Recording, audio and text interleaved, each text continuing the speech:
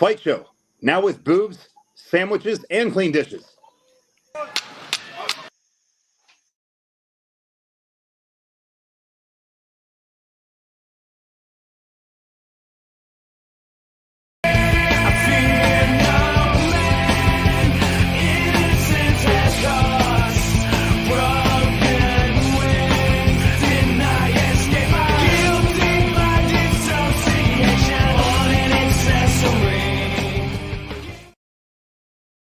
Fight Show episode 32 live on the fucking interwebs. Apparently, whoa, we're playing again. Apparently now with tits and sandwiches. Although I think Bill, you've been here before. I'm a little hefty. We might have had tits before, bro. I've had my share of sandwiches. Powered as always by Buffed Energy. Tanner, how do you like them canned energy drinks, buddy? Fuck cans. Get buffed. Get buffed. Buff.energy/Fight Show. We're always powered by Buff. Tanner, you sharing it out in? I am as we speak. All right, cool. Bill, you want to introduce our new sandwich maker over here? I feel like such an asshole saying it. I'll tell you what, we are growing. The force is growing strong within us. Everybody, this is Sarah. Sarah, how about you take 30, 40 seconds, man? Give your backdrop, your backstory, why you like mixed martial arts and what you're doing here. All right. I'm Sarah. I actually used to really be against MMA. I'm a very positive, peaceful lady. Don't fight, don't do violence. And then literally, I caught one fight. I can't even remember who it was, and it hooked me instantly. I wish I remembered who it was, but it hooked me instantly, and I guess I just came to my senses that, like, this is a sport. This is, like, these are guys that are, beating the shit out of each other consensually. So, I don't know. Since then, it's been about 3-4 years, and I've been trying to learn more and more, watching older fights, watching, whatever I can get a hold of, honestly. So you're past the casual stage. You want to know how this all started and what brought us all to this point. See, I would have guessed you came in around the time when Ronda Rousey was making women's MMA real popular. She actually did. She's a pioneer. She really did help grow the sport. She captured a new audience, and I'm sure Dana White was aware of that. So, eating some words too. Yeah. Who's your favorite fighter? Who do you enjoy watching fighting, old school or today? Oh, I like Sean O'Malley. I am the biggest O'Malley fan ever. No, Dana White is the biggest Sean O'Malley fan ever because he has reeled in people like you. So. Well, he did it because that man is, he is something else. How deep have you watched with Sean O'Malley? Do what? Said, how deep have you watched with Sean O'Malley? Oh, dear Like Lord. from the beginning, going back. I've gone like to the beginning, like as far back as I can find all of his fights. I follow him on Snapchat, Instagram, Facebook. So it's safe to say Sarah's our resident Sean O'Malley super fan.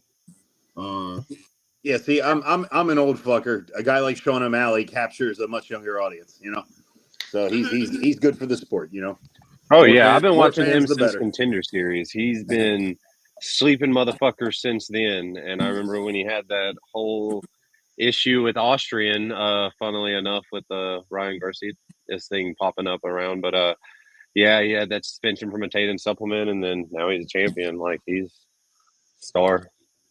Yep. Sean O'Malley with one of the top 5 walkouts MMA of all time when he came out to Imagine Dragons Superstar to fight Aljamain Sterling, because I didn't think there was any way he was going to beat Aljamain Sterling, and the guy did it, man. I thought Superstar was so fitting when he fought Aljo. Created his own brand, man. All right, good to go. All right. Matt's with us as always. What's up, Matt? Yeah, he can talk a little more shit. He's good the way he is too, man. He's roped in so many new fans, And at the end of the day, the bigger the sport gets, the more money Dana White and his company, they're going to make a lot of money, but they can pay more fighters, throw more live events. So shout out to Sean O'Malley. He's good for the sport. Yeah. The Sphere Show. The Sphere Show should be interesting. Him versus Marab. You know what? So excited. I'm picking Marab, but I've been pretty much wrong every Sean O'Malley fight I've picked. So I gotta go, Sean. I mean, like he said, his last one, like he's made a career off not letting people get a hold of him. Like, you know, how many wrestlers does he have to go through where people are like, he's just gonna take him down? I mean, and Sean O'Malley also has really underrated jiu-jitsu. He doesn't use it in the cage very much, but he competes in jiu-jitsu competitions. Yeah. I've seen this. And he's really good. So I don't know. I just everybody keeps counting Sean O'Malley out all the time, and Marab, his nickname is fitting. He is the machine, but I mean, we saw what happened with Aljo, and I mean, they train together. They have very similar styles. I blame Tim Welch for Aljo's loss after that video. That is amazing. And the car accident. That was it was slick. It was in a world where we've been to events, Bill, and you've heard some guys that you wouldn't expect to give this advice, and all their advice could be is get up. He's not only giving good advice, he's giving it to the other side. So yeah, the wrong advice. Well, the reason Sarah kind of started out here, I guess we'll pick one. We'll spread this out over the course of the show. I didn't get the graphic uploaded. I should have uploaded the graphic. I'm a fucking horrible person. Sarah's here to ask some questions as the resident rookie in the house. She is here to learn and soak up knowledge from a wise Bill Bookwalter in his many years of experience. So she's got, and look, when it comes to show prep, Bill, show me your list, Sarah. Sarah is over here. I don't know if you can see it, but I have a large list of questions. There's a large list. We're going to break it down. Fan questions, as always. Sarah will be starting doing a polls. This is a joint venture with like us and UFC Junkies. So if you're not a member at UFC Junkies on Facebook, Fight Junkies. Hey, you rebranded, buddy. Yeah. Popularly. Fight Junkies on Facebook, formerly known as UFC Junkies, going strong. Sarah will be doing polls there weekly if you want to get a question on the show. So I guess without that, we don't have the intro. So Sarah, what's your first question for Bill as a newer fan to the space who doesn't maybe understand everything? Hey, that's okay. So a lot of these questions are actually going to be directed for you specifically. Okay. Because I want to get to know just a little bit more about you before I dive into other things. All so right. I'm just gonna throw one out of here. Just basic question: how long do you ref for? I don't know. I refed for 8 years. Okay, I retired back in 2011. Okay, and I retired from fighting. You retired from fighting in 2011. I was fighting, and I retired from fighting in 2011. Sorry, and then I got an email from the Pennsylvania State Athletic Commission asking me if I wanted to be a ref. I said yes, and then I did that through, I believe, early 2021. I'd have to go back in. I'd have to go back and double check. So it was like maybe it was like 9 or 10 years. It was a while. I was around for a little bit, but I did everything that I wanted to do with it. I sacrificed a lot for the sport. I missed some of my, I left my daughter's birthday parties early. I used vacation days from my work. I'm a shift worker. I used vacation days to travel, to do events. I never said no to anything. I got assigned to a bunch of Bellators and a bunch of UFCs. And once I hit my goal, the next step would have been to get licensed in like Nevada or something like Keith Peterson. I want to spend time with my family. I like doing content like this. I like being a fan again. I wasn't allowed to open my mouth, and I love to run my mouth. And I love to say whatever's on my mind. And when you work for the athletic commission, you really can't. That's a huge no-no. So I retired in about 2020, 2021, I believe. So I was around for 9 or 10 years. Hell yeah. That's really awesome. Bill, if I remember correctly, Virginia, New Jersey, Delaware, Pennsylvania, correct? Yes. New Jersey, Pennsylvania, Delaware. Yeah. I never did Maryland or DC or Connecticut. So I mean, for us, that's the pretty large swath of kind of what goes on over here on the East Coast, outside of New York. And I mean, New Jersey. I know you were in New Jersey too, right? Bill, Kyle Thomas. This is for you, Tanner. It's right up on the screen, buddy. Tanner has such a cute face, Kyle Thomas says. Back off, Kyle. It's mine. Take the hair down. Oh, God. There he goes. There he goes there. Oh, your hair down? I feel like I have to let my hair down. It's fucking Ian McCall. Tanakane, you motherfucker, you are taking everything I work for. I always get mad, Sarah. I always get not mad, but mad jealous of Tanner's hair and mustache because I can't grow it. So you do have some beautiful hair. It's got very nice body and volume to it. Love you, Kyle. Totally sweet hair. I like how he says Tanner has such a cute face and follows it up with, "Hey guys." No, Matt did comment. This is directly from Matt. Matt's in here with us every week. He's a friend of Sarah's. You look like fucking Ian McCall, bro. And he said it, and now I can't unsee it. I'm gonna have to. Now we got to pull up a picture of Ian McCall. Hold on, because I'm gonna have to do a face-to-face here with Tanner. Sarah, go ahead with another question for Bill while I Jamie this up real quick. Okay, yeah, sure thing. Okay, so in your years of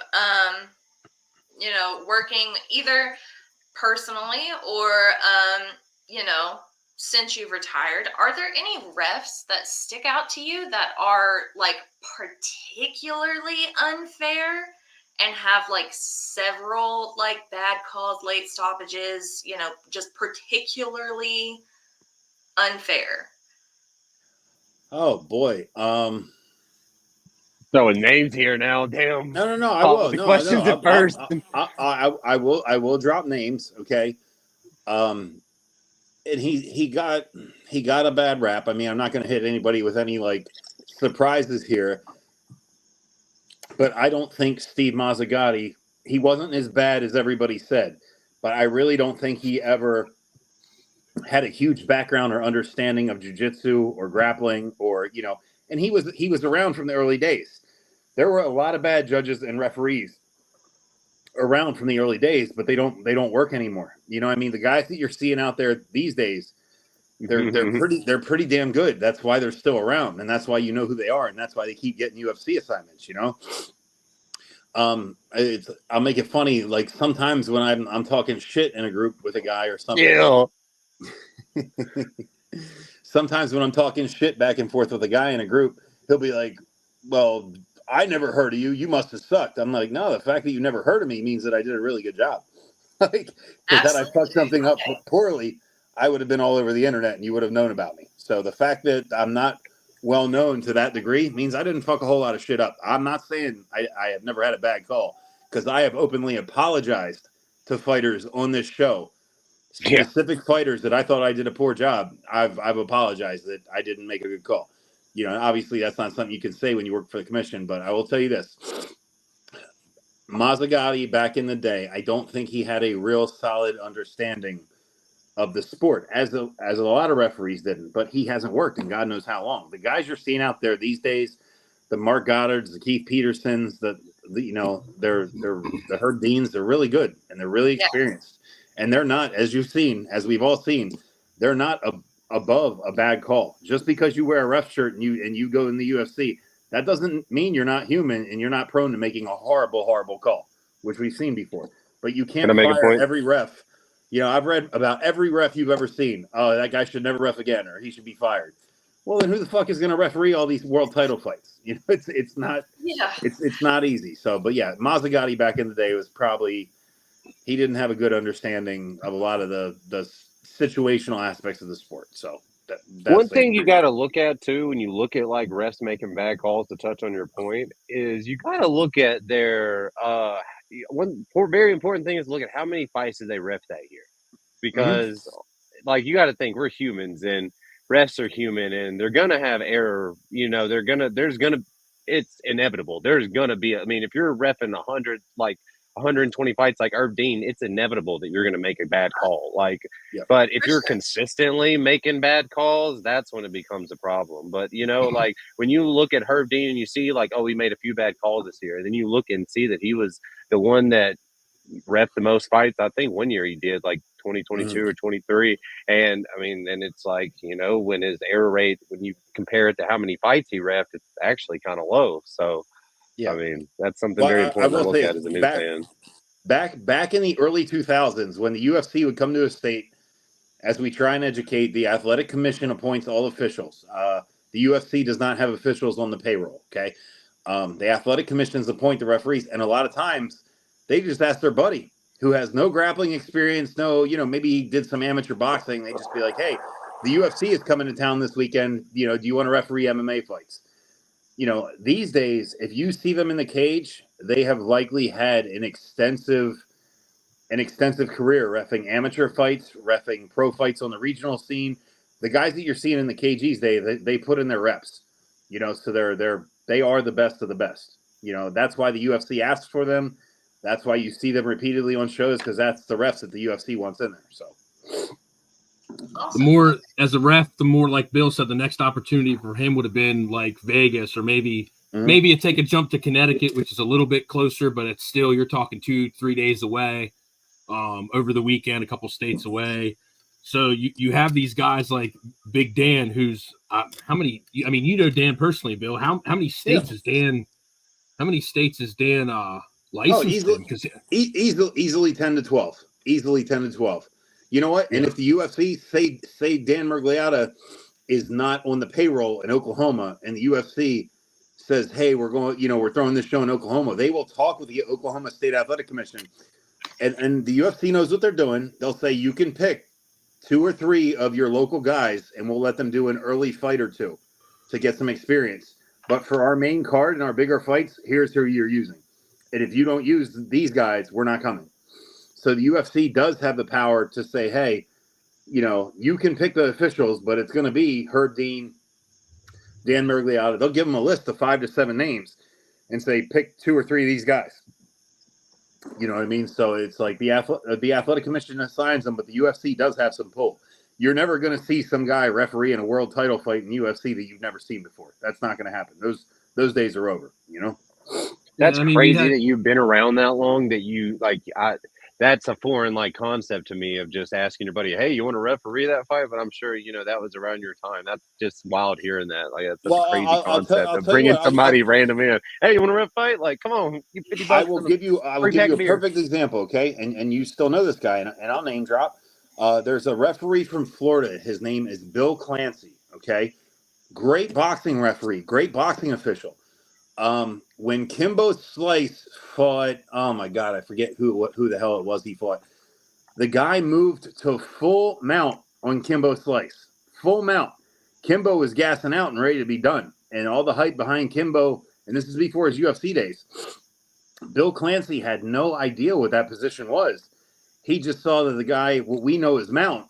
He didn't know that this is a position. You let the fucking fight play out.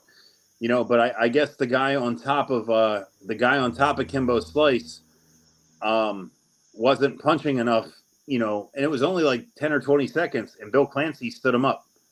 It's because he didn't understand the sport. He didn't understand what he was looking at. But the athletic commission thought that, hey, here's a guy who's refereed a bunch of boxing. He's an experienced fight official. We'll assign him to this fight. Well, he didn't understand mixed martial arts, and that doesn't mean Bill Clancy's a bad referee. Hell, you see him in bare knuckle boxing on BKFC all the time. Bill Clancy's doing a lot of fights, He's probably an excellent boxing referee. He got thrust into a position that really wasn't fair. He got asked, he probably didn't even know what he was getting himself into. He thought that fighting was 2 guys stand there and punch, or there's a lot of punching going on. And like I said, he just didn't understand the sport because he got hooked up by his buddy, who he was friends with and stuff, and he just didn't know what he was looking at. And so, but those days are over. You know what I mean?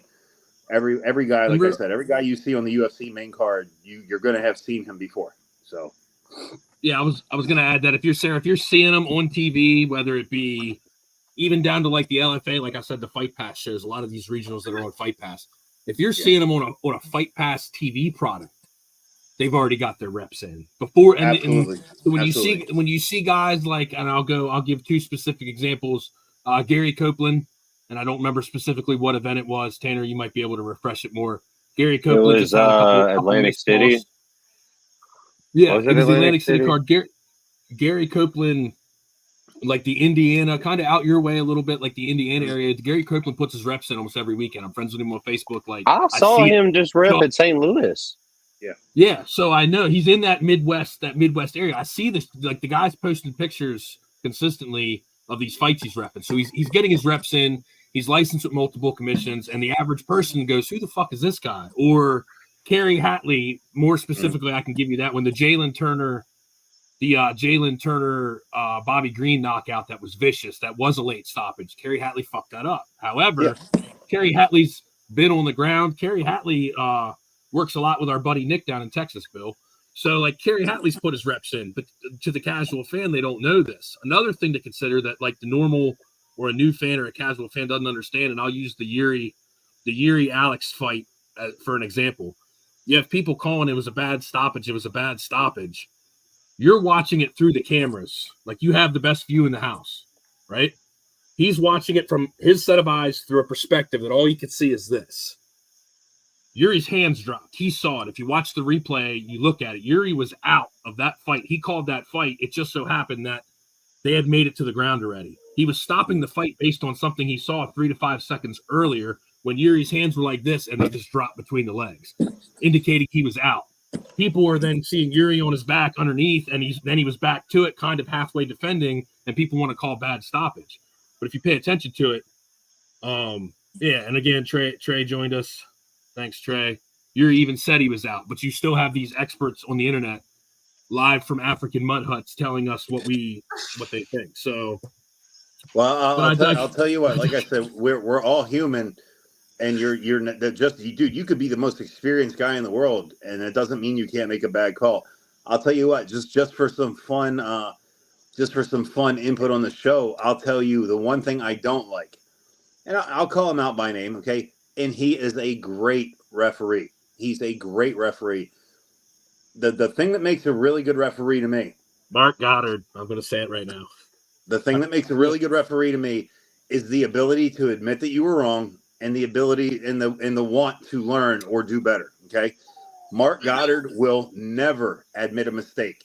If he's catching any heat at all online, he will run to Twitter to defend himself.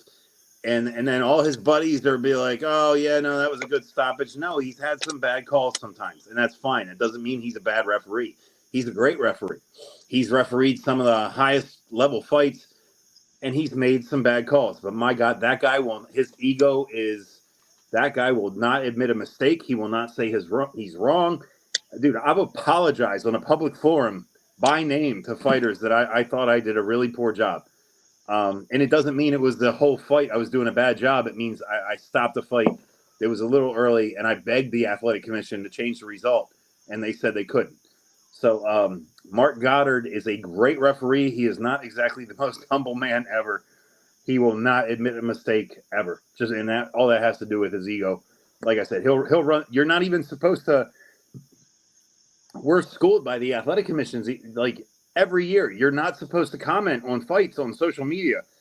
That guy will get in his feelings if somebody's criticizing him, and he'll go on social media, Twitter, and he'll like write a big explanation about everything that happened. Dude, that's just adding kerosene to the fire. Just let it go. Let everybody vent on Monday. By Wednesday or Thursday, they'll be looking forward to the next fight card.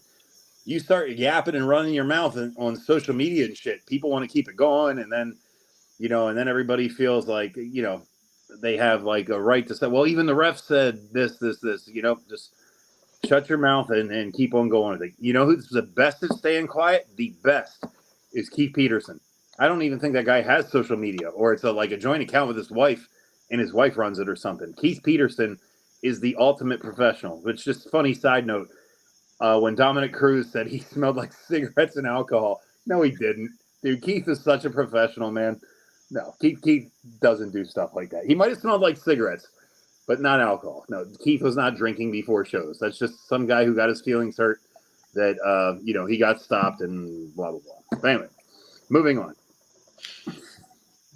So go ahead, hit him with another. What else we got? This is like the definitive Bill Bookwalter interview. Oh, and one thing I did want to add to that. One thing I did want to add before I forget. Like, Andy Foster spoke about this the other week, and I don't know. And of course, we got 50 different commissions in 50 different states, so I don't know if it's across the board. But if people want to know or know.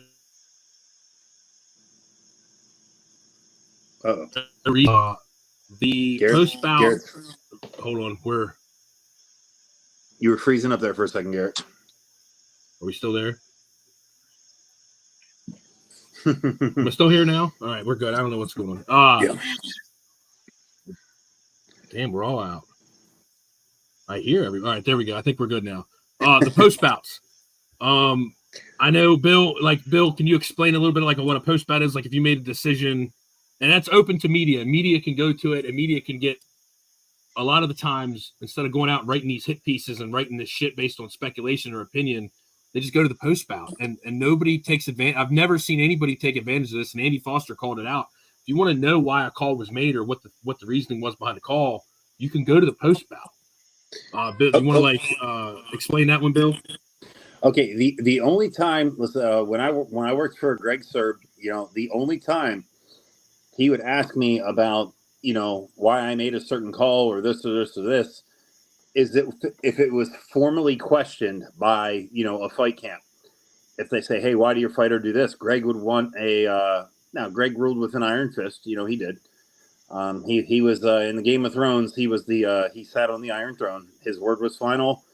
He went unchecked by there was nobody, if you were complaining to the athletic commission, you were pretty much complaining to Greg Serb to him about him. So he squashed that real quick. If a media member wants to know the answer to a question, they ask the athletic commission. The athletic commission then asks me. I only communicate with the athletic commission, and then they can say whatever the heck they want. Because really, at the end of the day, all the athletic commission, they just don't want to get sued. They don't want to get sued for negligence or any fool. They don't care if a referee made a bad call. They don't care if this. All they want to know at the end of the show is, did we get sued tonight? And if they didn't get sued, they're happy. We move on to the next show. But the only time in anything, like I'll give you another example, man. I made, and Garrett will like this one. I made a terrible, terrible fucking call down there at Fort Eustis, Virginia, where I used to be a servant in the military. Sean Spath was fighting. Help me out. I always murder his name. Ahmet Kyretley, the Turk. The Turk. For LFA at Fort Eustis, Virginia. In my eyes, in the moment, I saw an axe kick, George St. Pierre style, come through the center of Sean's legs and kick him, get him in the stomach. Once I rewatched it, it was a stomp. He came through the legs, and it was more of a stomp. It wasn't really an axe kick. I fucked that up in the moment. They were ready to let the results. What's that? Keep going. Oh, they were ready to let the results stand, and I'm like, guys, no, I missed that one.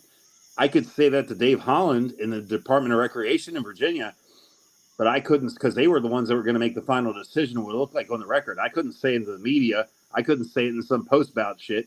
I couldn't say it I just fucked up. I made a bad call, and that was it. And after the moment, Sean Spath is sitting there in a cage, looking at me with his jaw dropped, how the fuck did you miss that? And I had already made the call. And I was refereeing a world title fight for LFA immediately following with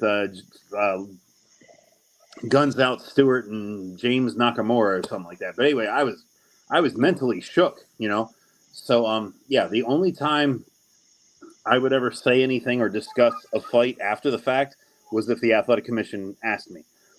And I think Andy Foster, California State Athletic Commission, right? Andy Foster, yeah. Really good dude, man. Really good dude. Very logical, very approachable, very, he's willing to have a discussion. I think giving the media access to referees, much like the NFL, would be a bad thing. You let the NFL put out their 2-minute report and say, okay, here's what went wrong, here's what went right. As a referee, it's not really a smart idea to you don't ever hear from those guys. Because listen, the media is going to take what you say and twist the fucking shit out of it. I mean, hardcore. You know what I mean? It's but anyway, that's the thing on that. And yeah, I know Andy Foster was one of those who was considering maybe having referees, the media having access to referees, or judges. Yeah, he seems to be the most transparent commissioner of all. He's also the head of the ABC Rules Committee. So, I would rather tell Andy Foster what I saw, and then Andy Foster can say whatever the hell he wants to the media. because he's the one that's going to have to deal with any kind of fallout, not me. I'm just going to go back home, you know? Yeah, pretty much. I guess we will take a break from that. Current events. I guess you worked today, Bill, so are you up to date on everything that was leaked today? Hit me with it. I see stuff scrolling across social media sometimes. UFC 304, Manchester, England. Oh, July yeah, 27th. Aspinall versus Curtis Blades. Aspinall, Blades, Patty Pimblett, Bobby Green. Ooh, Bobby Green is going to dust that They got ass. it done. No, Bobby Green is going to dust that ass. Patty, I don't think Patty can beat Bobby Green. I think it'll be competitive. No, it'll be competitive, you know, but I don't think he can beat him. What's he going to do to him? He's not going to knock him out. Patty doesn't have that kind of power. He's not going to submit him. Got that jiu-jitsu, though. Yeah, I guess Patty is a submission guy. Yeah, he's got some grappling, but man, Bobby Green just beat the piss out of Jim Miller. You know, I think Jim Miller is equal grappling ability to Patty Pimblett. Jim Miller's a little old. We love Jim Miller, but Jim Miller's a little old. He is, but I don't know. I think it's a little. Either way, I think it's going to be a fun fight. I don't even think Patty Pimblett beat Jared Gordon. I thought Jared Gordon won that fight. Jared won that one. Oh no, you're right about that. But like, that I don't think that really takes away from Patty. Really, I think he was just riding that hype train. Like, I mean, he lost the fight. It happens. There's plenty of I don't know. There's plenty of fighters that are up and down in their careers and have like some skids in the UFC. He lost a fight. I mean, he learns from it, comes back, does better. That's what is important. And I mean, he beat Tony Ferguson. I don't really know what that means anymore, honestly. But yeah, I mean, he did it. So I mean, we'll just. Fighting in his backyard. Hey, London, man, the crowds are amazing. The shows are always great. It's going to be in American time. Which is shitty. Dude, that's a gigantic fuck you to the UK. That's wild. Like we're bringing you. Well, think about not even the UK. Not even the UK. Bo Nickel just talked about it the other day. He's like, I'm not flying over to Manchester and fighting at 3 a.m. Yeah. The fuck do you think this is? That's got to be. I mean, you talk to guys that are like. Typical West Coast, like maybe their amateur career, they came up in California and this, that, and the other, and then they kind of come here East Coast time and fight. And they still say like, oh, we got to come a couple days to get acclimated and jet lag and all that. Like there's a lot that goes into it that people don't consider. Well, they've done it in Abu Dhabi, haven't they? Like the fighting, because like they've had pay-per-views at regular time in Abu Dhabi. Yeah, because the biggest markets are, the biggest market is here for the most part, unless you're talking like a Joshua fight. I will tell you what, when you have money, when you have oil money, like the Saudis have oil money, Saudi money, you do whatever the fuck they say. You will do what you're told. Like you want to be friends with the Saudis. You know, they will throw a show and take a loss just so the show, because they have money like that. They will just take a loss on shit just to have an event. They buy racehorses at a loss just to try and have the Kentucky Derby winner. Like they have money that they don't care about. So yeah, you do whatever the fuck the Saudis tell you to do. You know, Sheikh Amin. If Sheikh Amin says we start at 1:30 in the afternoon, that's when the fuck we start. Because I want to be friends with Sheikh Amin. Selling us oil at $4 a fucking gallon and shit. Like you do what the fuck he says. Yeah, and then Bilal Muhammad, Leon Rocky Edwards for the title. You saw that. That has the potential to be a snooze fest. Not gonna lie. I mean, yeah. It's a bit frustrating, like you were just talking about. You're asking the Manchester fans to be up at 6 in the morning, and this is what you give them for a main event. Like, and I mean, it sucks because like Bilal does deserve the title shot, and it's nice for Leon to get a title shot or a title defense in his backyard, but. I could see Edwards turning it up for this fight, getting a little more aggressive with it, in front of the home crowd. He does. Bilal deserves it. He's won a lot of fights, 100%. He does. I don't think he can beat Edwards. I think Bilal is on the level. Fight-wise of Colby Covington, Covington's not a huge finisher. He's just a worker. Covington doesn't submit people. Covington doesn't really knock people out. Yeah, shout out Bilal. He knocked out our boy Sean Brady. He did. He TKO'd him. That was, he finished that one. I just don't see how Bilal is going to win this fight other than maybe try and lay on Edwards for to 5 wrestle rounds. him. But I mean, Kamaru was for the longest time seen as the most dominant wrestler in the welterweight, seen as like the most dominant fighter, honestly. But I mean, he was a wrestler as well. And I mean, Leon stuffed his takedowns and took Kamaru down. I mean, I just don't see like how Bilal could really give Leon problems. I mean, I'll tell you what. I'm going to toss it over to our correspondent Sarah because I'm like I get talky and rambly, Sarah, and I apologize. What do you feel about the Manchester card? Let's get the female perspective. What do you think? Okay. So let me pull it back up. Let me. I got it here, Sarah. I'll just put it up on the screen. Yeah. Hold on, give me 1 second. I've got it right here. I've already got it pulled up. Okay, It's that'll ready. work. Yeah, she's a gamer. She's ready. So the fight that I'm most excited to see is going to be Aspinall and Blades. Okay. I like Curtis Blades. I do. I really do. However, I'm a little on the fence here. I feel like I'm gonna get my little heart broken. Aspinall is very good. He's very good. Yes. He's really good. So I feel like I'm gonna get my little fan heart broken here. He's like Frank Mir 2.0. He's like the more evolved Frank Mir. Better power, better striking, probably comparable grappling, but Aspinall is very good. But let it be known, if people are just tuning in or new, Curtis Blades does have a win over Tom Aspinall. It was due to a broken leg. He threw a leg kick and broke his leg and they were Curtis, starting to engage. Don't you remember? He blew out his knee, stepping wrong. Well, I think he kicked and he broke something, didn't he? I don't think so. I don't think he blew out his knee. I think that was it. No, I think he went to kick at Curtis Blades. I think Bill might be right. Hold on. No, I think he tried to kick at Curtis Blades. Curtis Blades checked it and something cracked. Trying to think the blow. Yeah. I swear they didn't even step right. They didn't even swing or get shots off, and he stepped wrong or something and blew out his knee. I could be wrong too, but it's freak. Curtis Blades gets TKO as Tom Aspinall suffers freak injury early in UFC heavyweight bout. All right, keep reading. Outside leg kick. Boom. Grabbed his right knee in pain after bringing the leg back from an outside leg kick. Yeah, so Tanner, screw you and your fucking fantastic hair and your beautiful mustache. And do you have to massage your hair in the show? Are you just flaunting it now? No, it just does what it You are wants. taking everything I work for. That's what I would do if I had that hair. You should be. Jesus, you're just flaunting it at this point. Play fair, dude. Sarah, I always tell Tanner, save some ladies for the rest of us, man. It's hard. It's a good thing I'm married. Don't worry. Yeah, it's hard to compete with that.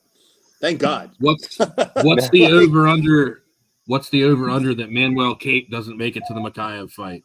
Because that's who he's booked. He's booked against Makayev, Cape and Makayev for a flyweight fight. What's the over under? It's always some shit with that guy. I wanted to be a fan. He does have great hair. Thank you, Michaela. Thank you. I didn't even notice. I don't even know what you're talking about. I haven't even seen the Diego mullet yet. He did kick, yep. Dude, it's always something with that Manuel Cape guy. I'm trying to be a fan, but my God, he's always doing some weird shit. He's talking shit wrong or missing weight or pulling out or something's going on, and Wasn't he the one in the ring called Kai France? Can't say it here, but he was dropping N-bomb. He was dropping that was a historical night for slurs on public television. Yeah, like a toddler that says bitch and knows she's not supposed to say bitch. He was like it just came out. The funny thing was that DC did both interviews. Don't you remember that other guy that called the crowd like some words in DC? Yeah, in the yeah. interview. So the second time, he didn't even give him another chance. He just heard that. He was like, "Oh, all right, I ain't doing this again." Like we say people who like non-heterosexual activity. That is the nicest way to say bro. it. British cigarettes. They weren't as nice. Yeah. Not non-heterosexual activity fans. Him and Izzy versus the press conference too, bro. That was, oh my god. Manel Cape was just on like a tangent. Like, I don't know, he was off his meds or something. Yeah, no. He creates all the drama outside of the cage. Just, make it to the cage, make weight, get in there and like fucking destroy somebody, He's a good fighter, he's not a bad fighter. But just, Garrett, I don't, 50 on that fight. It could stick. It could, you know what? Where is Manuel Cape from?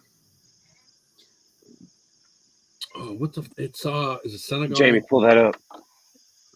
Is he residing in the UK? I know. No, Muhammad Makayev is. Okay. Manel Cape is from Angola. Okay. No, that makes sense. That makes sense with you. We just said Angola. Bill's like, Bill Where just the fuck did is what Joe Angola? Rogan did. No. Bill just did what Joe Rogan did when fucking Derek Lewis took his shorts. So he's like, I understand. Angola. Okay. No. This is a hometown fight from Makayev. This is a hometown fight from Makayev, correct? Yeah. Okay. This is Mm-hmm. Makayev is going to show up. Angola. 50-50 on whether or not he makes it to the cage and fights. I was about to say that if you want to like look like that's like his ESPN page, you can see all the C's. Jesus, man. Come on. Not only are we here to educate, we're also here to entertain. Angola is a small country down in that little booty part of Africa, down there. Right here's South Africa, Tanner. You know where South Africa is. South Africa down there. That's South Africa. And then I wish I didn't. That's where the mud huts are, right?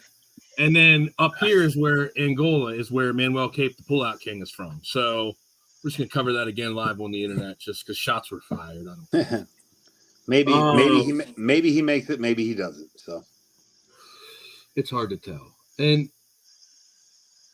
I digress. There's some very nice neighborhoods in South Africa. I don't mean to imply that the entire country is full of mud huts. I just know in one area specifically is what we're talking about. Anyways, I digress. Sarah, another question for Bill from your long list of. Okay, good.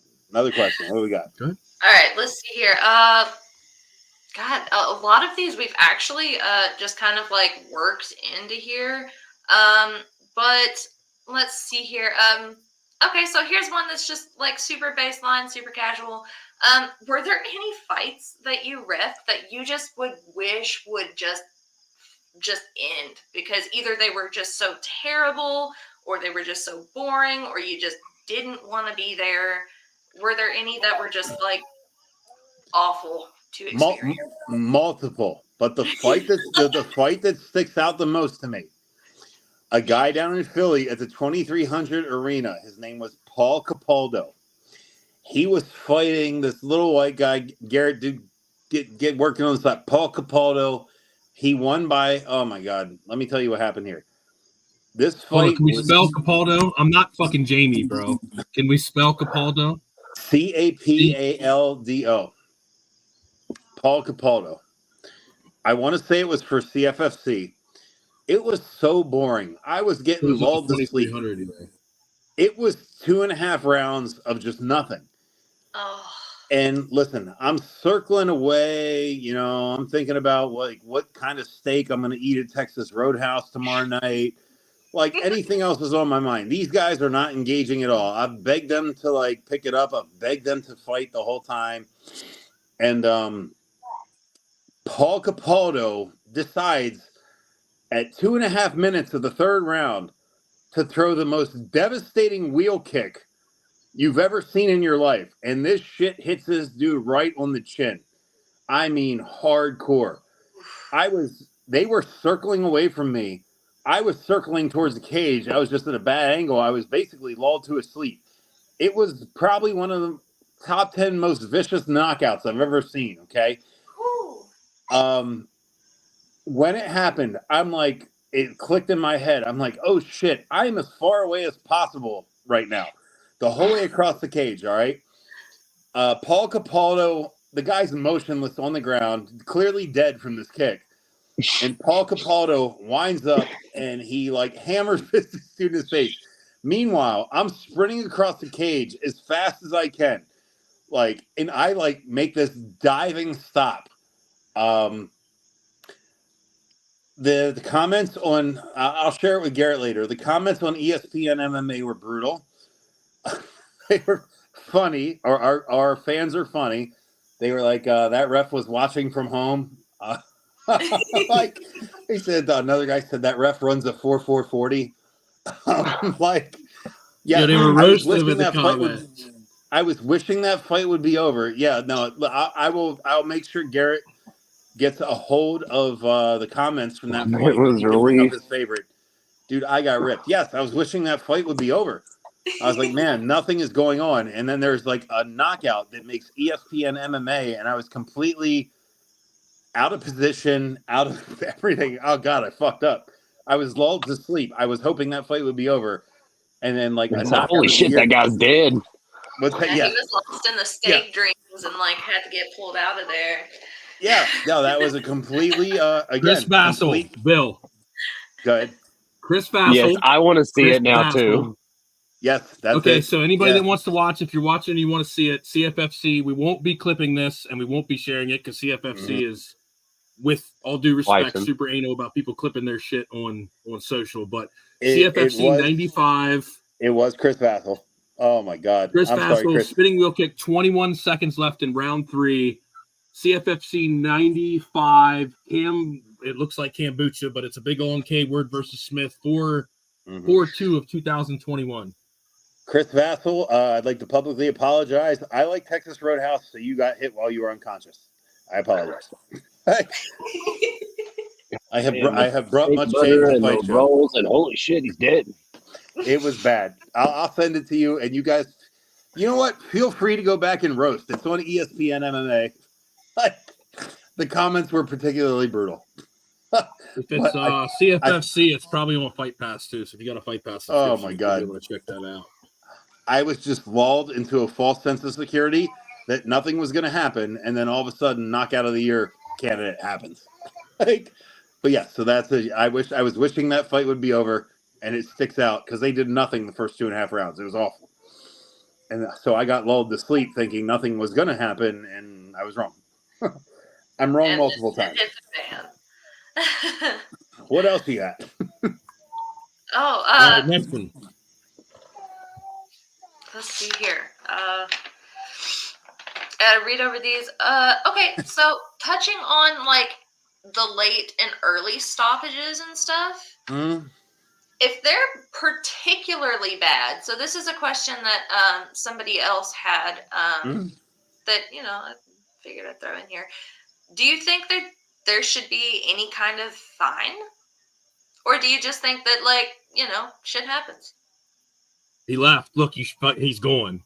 He went black. He's going. He said, the worst question I've ever heard. Get it out of here. He's like, fuck this. I'm out. I'm not throwing anybody else under the bus. Out of here. He screamed Mark Goddard before he left. He said, fuck it. All right, well.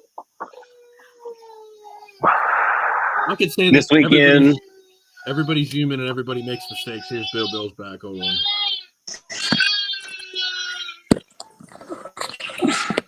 Good. Somebody called you, didn't they? Yes. My brother, who never fucking calls me at all. Why the fuck would you call me right now? Jesus. All right. Good. Do I think there should be any kind of fine for what? For any bad calls, late stoppages, early stoppages, should there be any fine, or I think we kind of touched on it earlier that people mess up, but I mean they find fighters for jumping the cage. You know what I mean? Okay. Here's the deal. One was blatant. One was not. No, you shouldn't fine referees for making a bad call. You should maybe reduce their workload. Which it happens. It does. Yeah. Can I say something real quick? I mean, the whole jump in the cage thing, by the way, there's a reason for that. They fine them. They've started finding fighters for jumping out of the cage ever since the Khabib Conor incident, when Khabib jumped out of the cage and started attacking Conor's teammates. That's why they find. Yeah. That's why they find fighters well, for here's jumping the out of deal. the cages. Well, and that's not even the case too, because guess what? Justin Gaethje was suspended. I don't remember what commission it was off the top of my head, and I'm not fucking Jamie in it, so don't ask. Justin Gaethje was suspended for 1 day by an athletic commission for backflipping off the cage. That's why. Well, I mean, he couldn't backflip off the cage at the end of the last fight, but you don't really see him. They try and keep him in the cage at all times. Well, here's the thing too. If they specifically direct the referee, you know, everybody knows there's a rules meeting in the back before the and you meet these fighters one-on-one. And if the commission wants you to tell them something specific, like you must remain inside the cage and don't do anything that would endanger anybody, that means backflips. And then the fighter does it anyway. That's something the general public is never going to know. They're never going to get a hold of that information. And meanwhile, Justin Gaethje was probably told in the back, don't do that shit. And he did it anyway. Yeah. You know, stuff like that. Yeah, so Sarah, I don't know if you know, and again, we'll hit this. We can clip it for casual fans or whatever, or people that are just learning about the sport. You do know about, you know what a fighter meeting is? Okay, Bill, walk her through. Weigh in. Well, Showtime fighter meeting. Okay. You're running the fighter meeting. Walk her through what that looks like. Okay. Basically, fighters arrive to check in. Just give her some behind the scenes real quick. Fighters arrive for check in to the pre-fight, to the fighter meeting. Okay. I kind of know what it is, like general, but elaborate for me. Okay. In Pennsylvania, we would get all the fighters in one locker room. So I'm talking to everybody at the same time. I would address the amateur fighters first. And then to give the professional fighters the respect they deserve, I said, I'm going to talk to the amateurs first. I would say my piece to the amateurs. And normally there would be 2 or 3 pro fights. And I would say, after this, if all the professional fighters could step over and let's have a one-on-one, I need to go over some more detailed stuff with you because it's really important. A loss is a big deal in the regional scene if you're trying to make it to the UFC. And I would go over a couple key points that either the athletic commission discussed with me or, some bullshit controversy that I've seen. I took extra care, not for safety. Safety was everybody. I hit that. But I'm talking as far as the rules, what I meant, when I would get involved in a fight, when I would decide to stop a fight, to the coaches, I would give them hey, the further I am away from the fight, the better shit's going. If you see me getting closer, you need to tell your guy to work. My body language, I'm giving the coaches, what I look for. And over the years, I refereed a lot of guys in a lot of the fight camps at the same time. So they knew who I was and they knew my referee style, which is important because I don't want to be involved in the fight at all. I really don't. Right. Now, in New Jersey, they ran a lot of all professional cards. There was a time where I don't think you either had to do an amateur card or you had to do a pro card. Okay, so I go out and do Lou Neglia's Ring of Combat, and he has 9 pro fights. There's normally 3 referees on the card. Okay, you find out which fights you're assigned to, and you go have a one-on-one meeting with these fighters in these fight camps, and you go over specifically what you're looking for. And it doesn't matter how another referee referees a fight. You're saying, here's what I look for.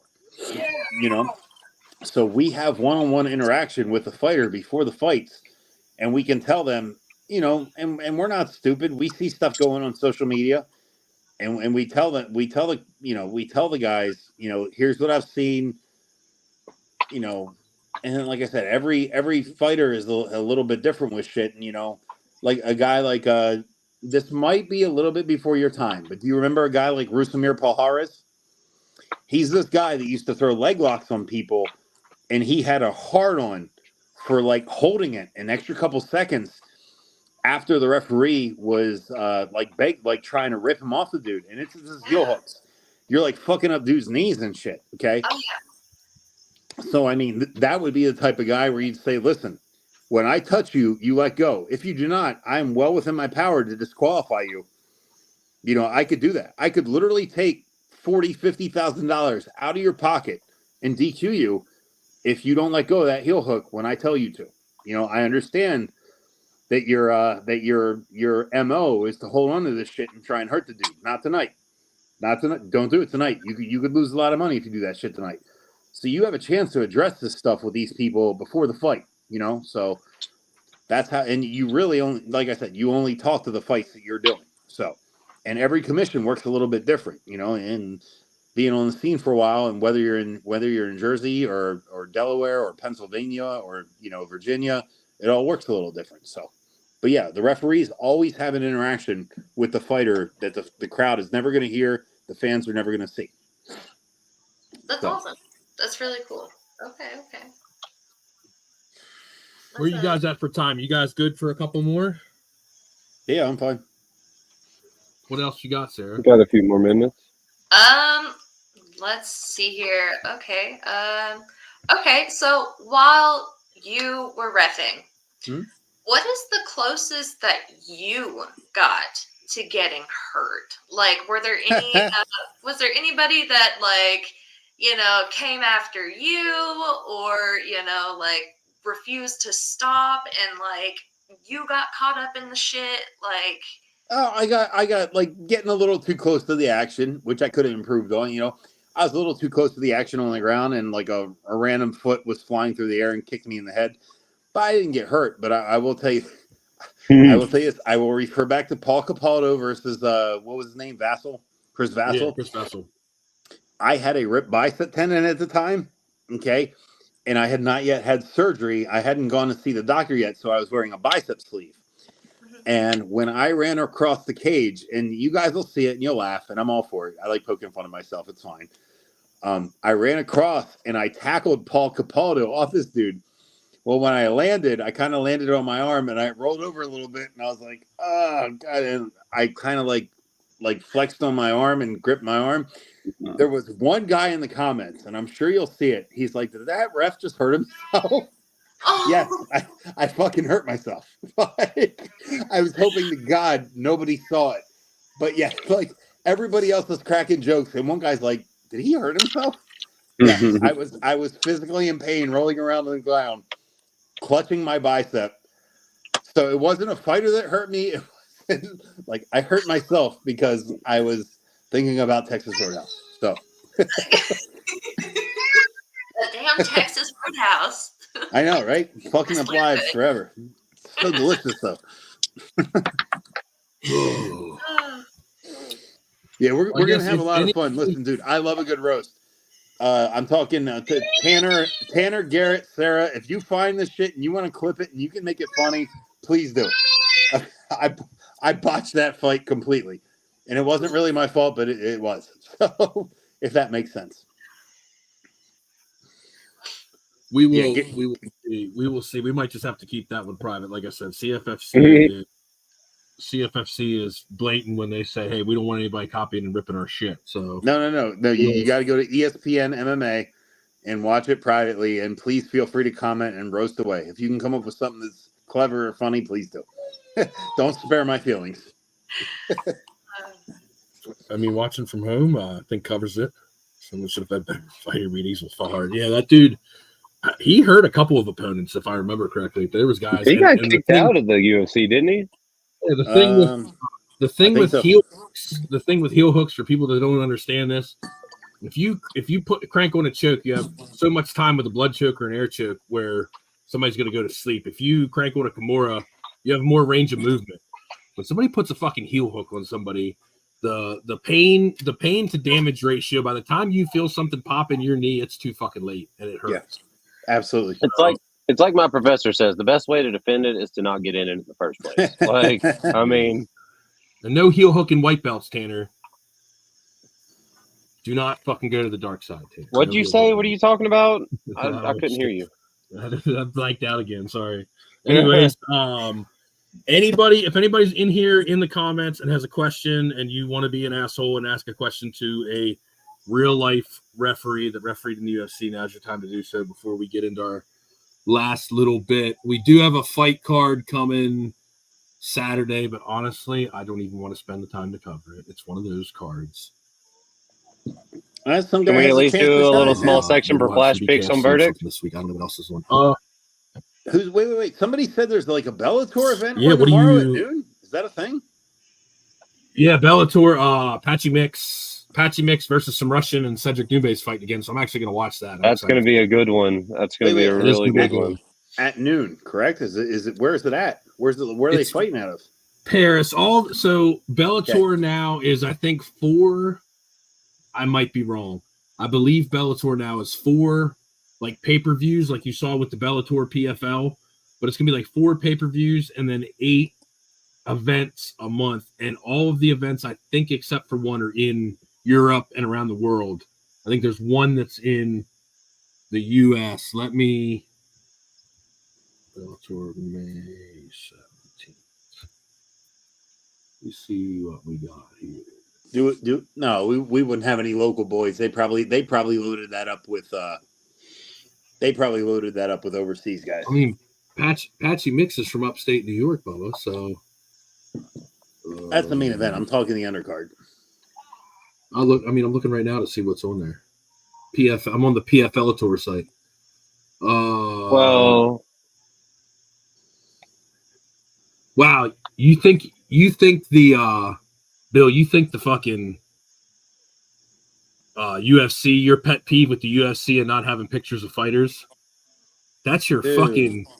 That's your main event. Hold on. I want to ask Sarah. Sarah, if you're a new person tuning into mixed martial arts, okay, the fan base is always trying to grow. Like these are your top fighters. Like even the UFC does this. When you just show a black silhouette of a person, how little respect does that show to your fighters about what you think of them as a person? It's uploading a picture, bro. Garrett uploads pictures of me or videos of me singing like Jelly Roll, and it takes him like 5 minutes. We're talking the best fighting organizations in the world, and you can't even get like your guys. Just like throw a nice little picture up there. It ain't even gotta be nice. Just throw a damn picture up there. When I need a favor. I'll give you the backstory on that, on me singing and sending it. And I should have never sent it to Garrett. But it is fun. On the internet. I mean, why would you not? We're going to stay from a graphics perspective. Man. So you have from a graphics perspective, and again, we're getting kind of petty here, but it's PFL Tour. They pay their league fighters $8,000 a piece. Not that anybody gives a fuck, but but you have your main. You got your main event here, blank, and then you got, I don't know what's going on with the promo department over here. Like, we can't get guys. I mean, you further down, there's another missing one. There's another missing one. That's so wild that they have them like some that's like got a picture, but not got a picture. That's I'd be pissed. If you took the fight on 3 days' notice, look at what happened to Pat Brady. Pat Brady made his BKFC debut last week, and we were live. And his opponent, I guess the original opponent, because his guy pulled out, and he had to book a new fight 3 days out. Bill drinking, gambling, and singing. Yes, that's why he sang on the internet. He came out on his BKFC debut. It's his big fucking moment, and somebody else's name's on the fucking banner. So, and I'm not throwing shade at BKFC because everybody knows we love David Feldman on this show. He's a good friend. We do love David Feldman. David Feldman's a good dude. And I'm sure Dave Feldman had something to say to that person afterwards. Like, what the fuck, bro? That and Sasso. Did you hear he ripped that guy's ass for quitting in the ring? Yeah, I did. Yeah, I would handle it a little different than Dave, and Dave is his own person. And I love Dave. Dave Feldman's great. I got a history with Dave from Harris Casino back in Harris Casino back in I guess that was Delaware, Chester County, one of the two. I would approach it a little bit different than Dave. I would literally just say that guy did not put forth a performance of what we represent at BKFC. I'll talk to him. I'll give him another shot. Any more of that, though, he'll never fight here again. That's all you say. Are you sounding awfully professional right now, Bill? Mm-hmm. You're in Facebook jail every other week for calling people cucks on the internet, and you're paying this guy shit with commas in the fucking check, and you're going to be like, well, he just wasn't the athlete. No, you're going to call him a cuck on the fucking internet, and you're going to tell him to kick fucking rocks. Okay, hold on. Let's be honest, Bill. Hear me out. The guy is stepping in a ring to get punched in his face bare knuckle. The risk of injury or, long-term getting fucked up is there. That's the real thing, I don't want to shit on anybody that does that, So I would just say we had a misunderstanding of what was expected for your paycheck, And Dave did say it. He said, "Listen, if you get in there and you fight your ass off and you get knocked out, we love that. Dude, Lou Rumsey fought Pat Brady. He got off the couch on like 3 days' notice, and Lou tried his best. Lou fought though, you know what I mean? He didn't quit. He didn't fall down. Lou tried his best. He just, he just wasn't as good as Pat that night. Everybody respects that. If you sign up there to get into a fight at that level, you're getting paid to entertain. And if you put a shit effort forward, people are going to call you the fuck out on it, And Dave did. He went balls to the wall with it, But Dave Feldman's a real guy. He wears his heart on his sleeve. He says what he feels, and that's what he felt. Yeah. That's all the time I got, man. I'm about to have to skip off the training. Yeah. Oh, you're going training yet tonight? Oh my god! 2 weeks out from competition. Yep. Oh, hey, plug yourself. What do you got, man? What do you got coming up? So we got my little one just woke up too, so he's yelling a little bit in the background. But nonetheless, we got state games in Wyoming. It is the Wyoming Jiu-Jitsu competition coming up. Our martial science training academy here in Douglas is going out with a few blue belts, white belts. My professor black belt is competing as well. Give me just a second, buddy. Canada I won gold and white belt gi and bronze and no gi beginner last year, and I'll be competing in gi and no gi this year. I did absolute last year, and I went up against like two 250-pound guys, like both my matches, and lost. So I was like, I'll probably just wait till I'm a purple belt or something to do absolute again, because that was wild. So hey, I am envious of you that you're still competing. News drop in the next week or two coming, Garrett. Hell yeah. I told you, competing is everything, man. Competing is awesome. Yeah, I'm getting ready to get back on. Always love to test my metal. Anything we can do to help you out, man, you let us know. Shit. For sure, dog. No, I got that buff coming in and stuff like that. So I mean, get some energy going. Hey, drink some buff beforehand. Hit that nose slap before you get on the fucking mat. Take your 500 level gear off and fucking give them hell, brother. We're upside down. Yeah, dude. I appreciate it. I'll definitely get some good pictures and such. All right, man. Well, real quick before we dive out here, you got a rant this week, Bill, or are we just gonna pay the bills here and then we're gonna get the fuck out of here? What do you think? Or you got a rant this week? You got one? I don't, man. You guys make me pretty happy. I'm not real pissed off. There's been no cuckoldery in my newsfeed. There it is. So. Look, he only made it an hour and he did it. There has been no cuckoldery. Yep. Life's going pretty good right now. I'm glad. Glad Sarah's on board. And we'll get with each other in the group chat, which is like a lot of fun. So we'll do that this week, and we'll do something kick ass next week. Yeah, for sure. I'm time to drop some weird news, Garrett. Weird news. Yeah, weird news. But we are here, powered by Buffed Energy. I don't know if anybody. Fuck cans.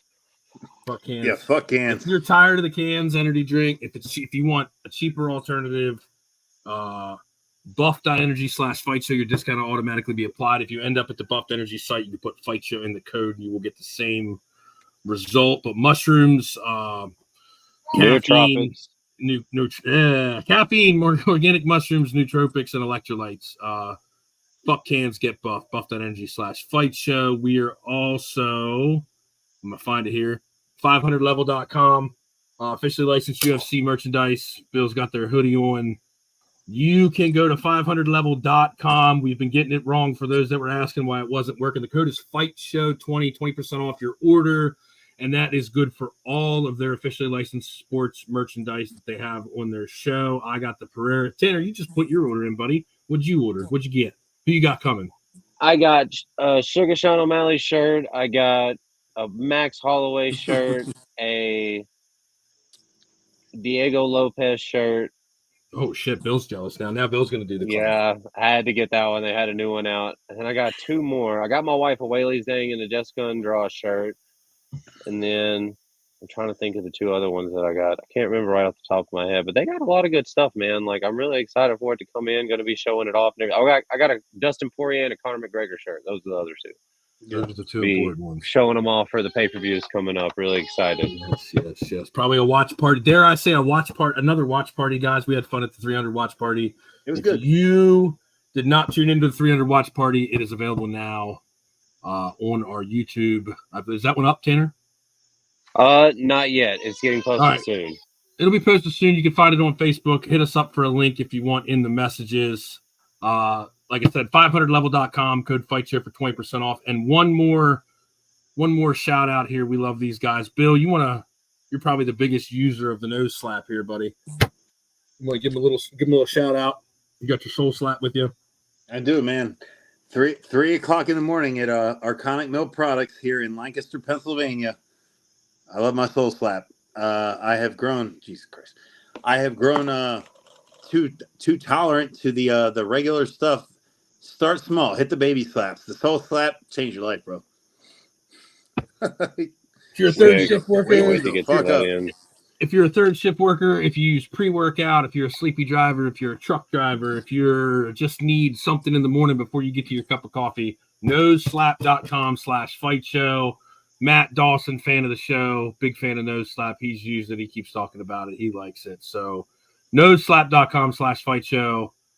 Can't wait for my Bo shirt. Matt supports. We got to get some stuff out to Matt, man. Matt is a good dude. We love Matt here. Appreciate you, Matt. Bo shirt for 500. And Tanner, he's loving on your Deshaun Strickland. And they're not paying the bills, but if you want to show your Deshaun Strickland shirt off, you can go ahead and show it to him. But that is all. Just waiting for my 500 level shirt to come in. All those links. I want that shirt, Tanner, and I want that hair. Diego, that wig's coming along. That wig's coming along.